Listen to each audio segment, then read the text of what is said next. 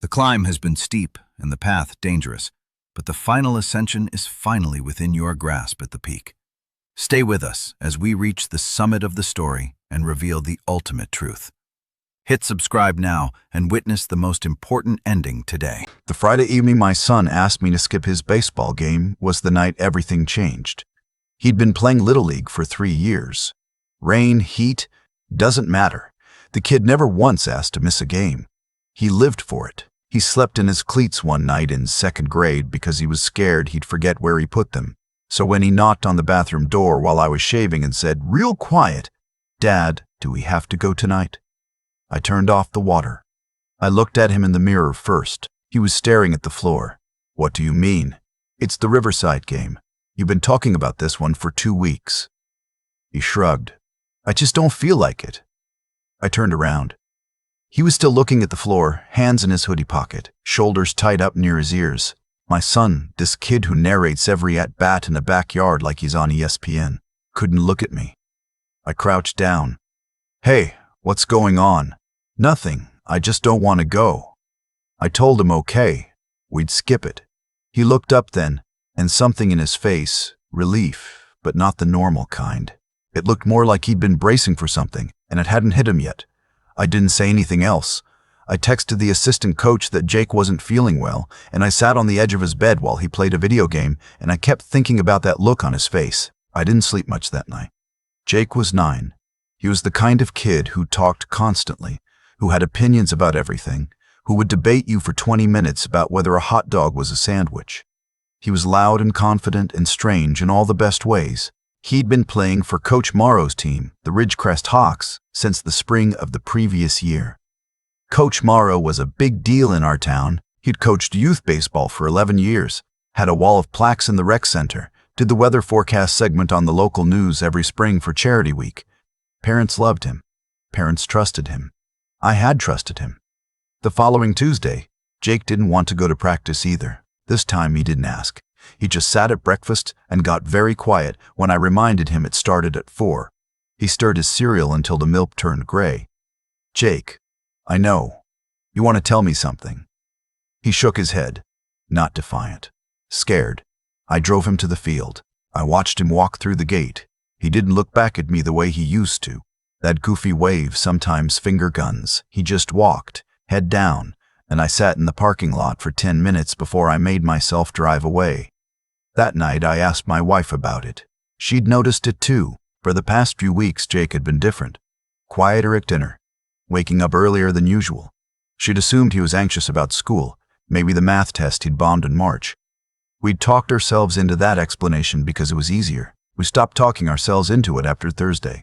I picked him up from practice on a Thursday and he got in the car and I could tell he'd been crying. Not recently. He'd wiped his face, maybe splashed water on it, but his eyes were still swollen at the corners and his jaw was set in that way kids do when they're trying to hold something in. I didn't start the car. "Jake." He looked out the passenger window. "Buddy, look at me." He turned. His chin was shaking. I said, "Did someone hurt you?" He didn't answer for a long time. The parking lot emptied out around us. I watched other dads loading equipment bags into trunks, other kids laughing, and I sat there with my hands in my lap, and I waited, because I knew in the way you know things you don't want to know, that whatever came next was going to rearrange something. Coach Morrow yelled at me, he said, in front of everyone. "Okay, tell me." I dropped a fly ball in the outfield, and he called me up in front of the whole team and he said, Jake's voice cracked. He swallowed. He said I was embarrassing.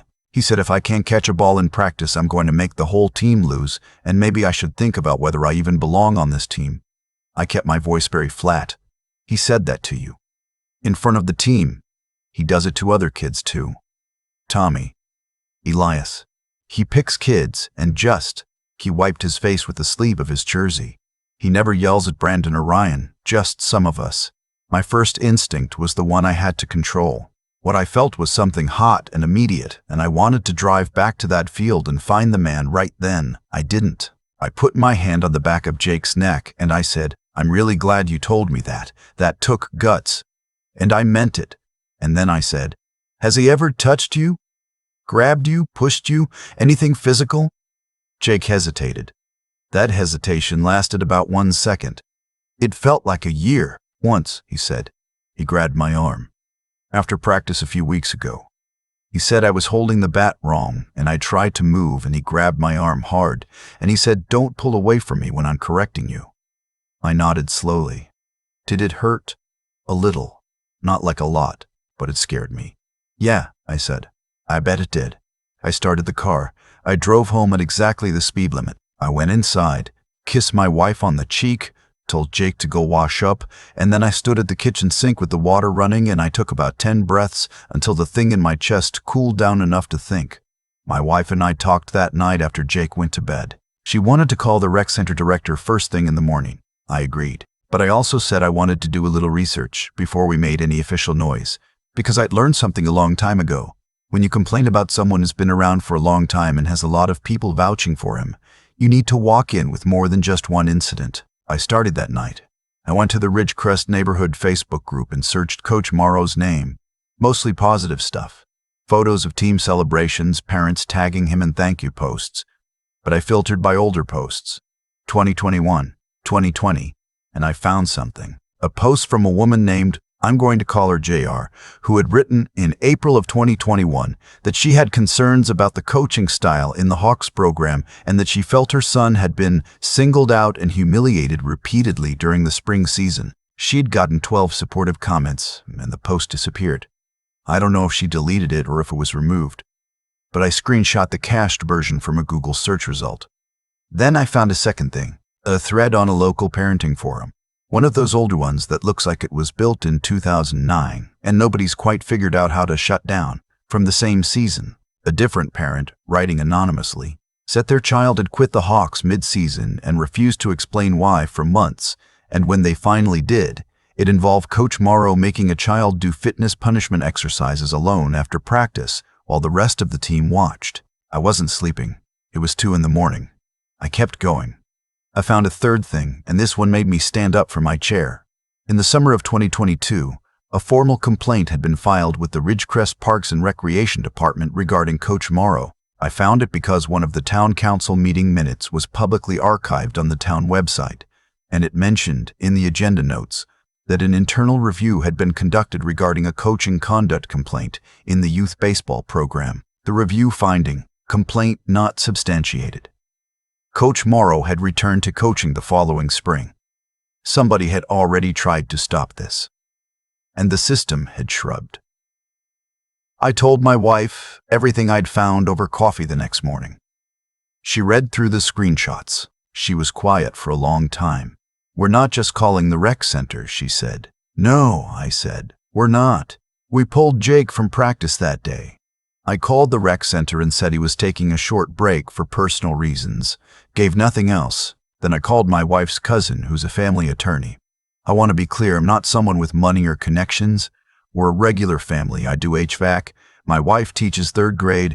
Her cousin does estate planning, not litigation. But she knew enough to tell us what to document, how to write everything down with dates and direct quotes, and that we should file a formal written complaint rather than a phone call so there would be a paper trail.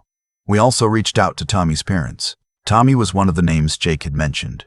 He was also 9, also on the Hawks, and when I called his dad, a guy I'd stood next to at a dozen games without ever exchanging more than weather talk, and explained why I was calling, there was this long pause, and then he said, "My wife and I have been trying to figure out what to do for 6 weeks."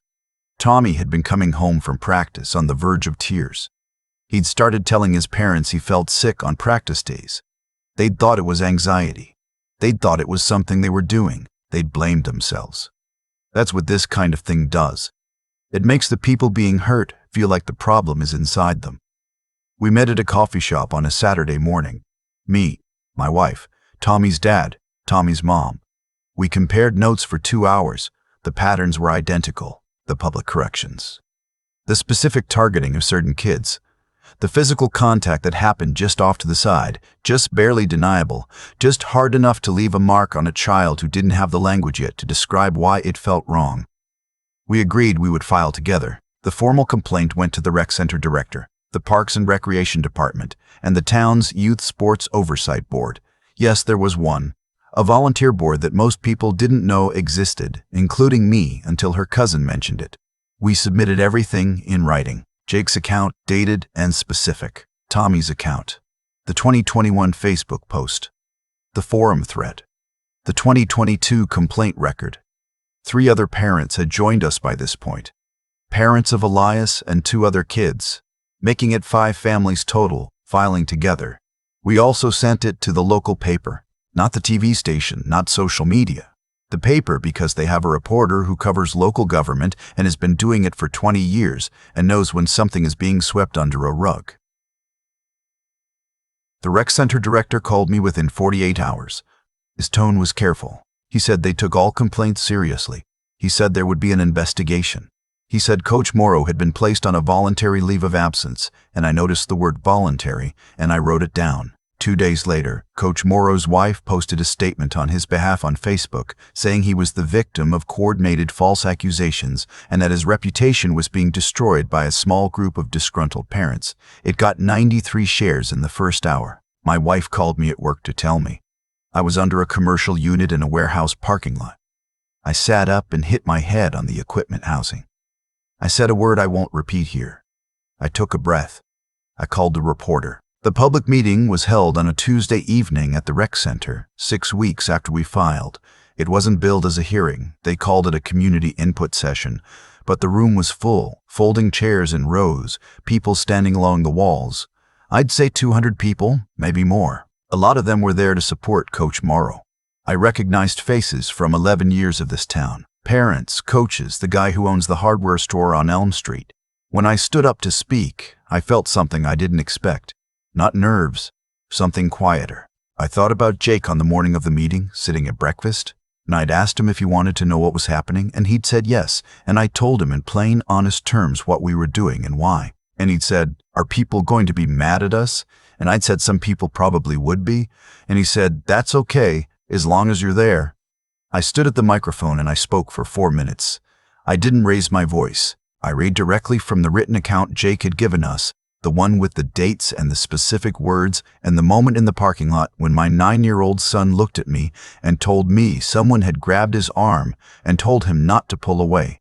I said I was not there to destroy anyone. I was there because my son had stopped wanting to play a game he loved, and that matters, and it deserved to be heard. Tommy's mom spoke after me. She cried partway through. She kept going. Elias's father spoke. He was 62 years old, retired military, and he stood at that microphone and read his son's account in a voice that did not waver once. Every word landed.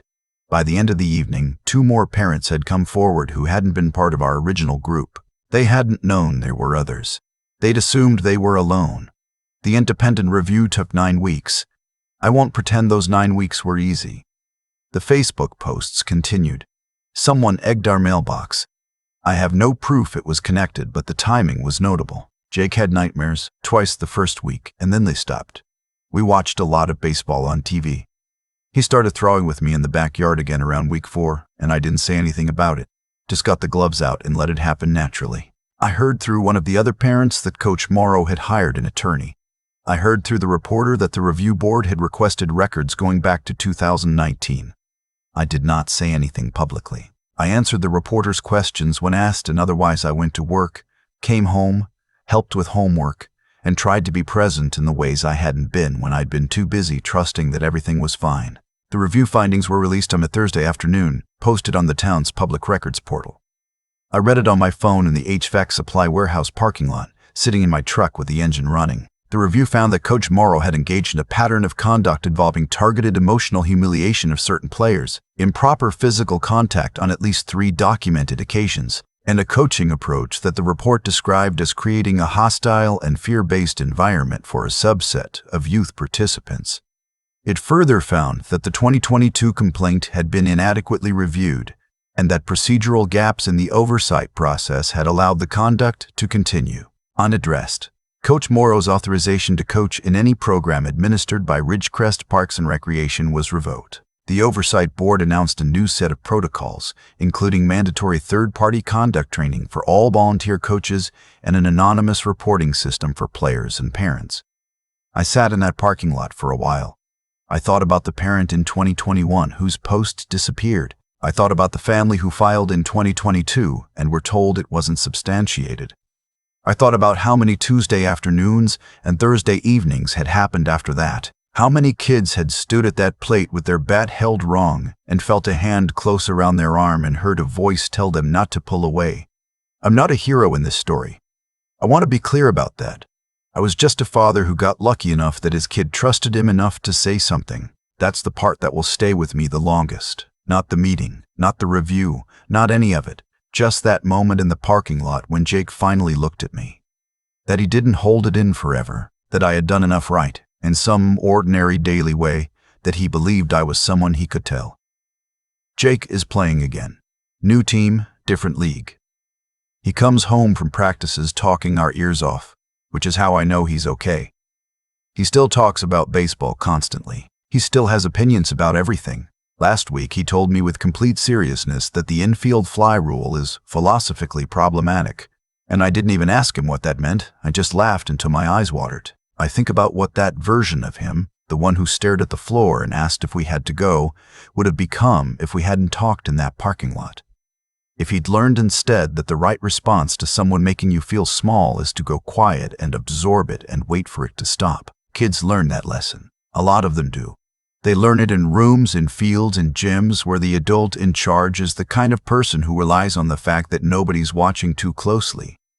They learn to doubt themselves, to assume the fault is theirs, to calculate whether speaking will make things worse. I don't know if there's a way to guarantee your kid never learns that lesson. I'm not a therapist or a researcher. I'm a guy who does HVAC and coaches his kids' backyard pitching and sometimes gets things right and sometimes gets things badly wrong. But I know that when Jake knocked on that bathroom door, I turned the water off. And I know I got down to his level and I looked at him and I asked, and I know I waited. That's all I've got. That's what I know how to tell you. Turn the water off. Get down to their level. Wait. Because sometimes they'll tell you, and when they do, you have to already be the kind of person who's ready to hear it. Not just ready to be angry on their behalf. That part's easy. Ready to be calm.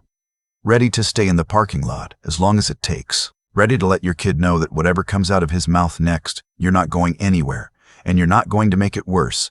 And he is absolutely not in any kind of trouble for telling the truth. That's the conversation I want to leave behind. Not the meeting, not the report. Just that one parking lot and a 9-year-old boy who decided to trust his dad. That has to be enough to be worth something. I keep coming back to the same thing. No matter how many times I replay those months in my head. Not the meeting, not the review board findings, not even the moment I read the official report on my phone in a warehouse parking lot. What I keep coming back to is a 9-year-old boy who almost didn't say anything at all. Jake held that in for weeks. Weeks of practice days, of stirred cereal, of walking through the gate without looking back. He calculated, the way kids do, whether telling the truth was going to make his world better or worse.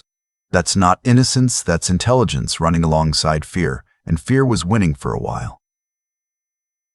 What finally tipped it wasn't that I said the right thing, it was that I stopped talking and waited.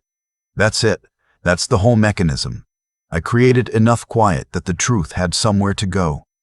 I've thought a lot about what would have happened if I'd pushed too hard that first morning at breakfast, if I'd demanded an explanation instead of just saying, okay, we'll skip it. He would have shut down completely. I know my kid. Pressure makes him go inward. The space I gave him that morning wasn't strategic. I was just tired and a little worried, and not sure what to do, but it turned out to be the right thing anyway. Sometimes the right thing and the uncertain thing look exactly the same from the inside. What I want people to understand, and I don't mean this as a lecture, I mean it as something I had to learn the hard way, is that courage in a child isn't the absence of fear. Jake was scared every single practice day. He was scared when he finally talked to me. He was scared when I told him, the morning of the public meeting, that some people were going to be angry with us.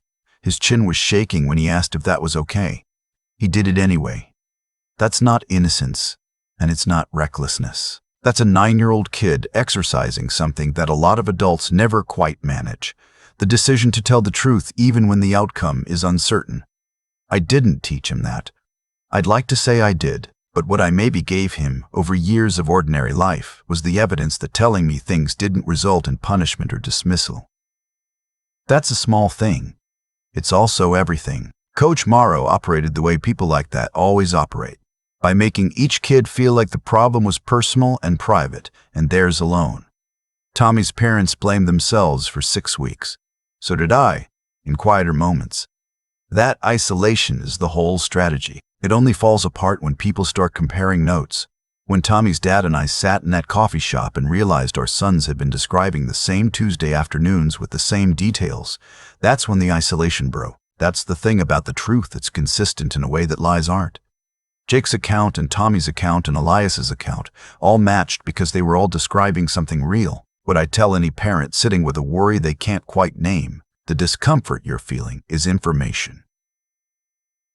Jake changed before I had any specific facts. Something in the ordinary rhythm of him was off, and I felt it before I understood it. That feeling is worth following. Not with alarm, not with interrogation, just with presence and patience and the willingness to sit in a parking lot as long as it takes, turn the water off, get down to their level. Wait. The rest follows from that. It has to.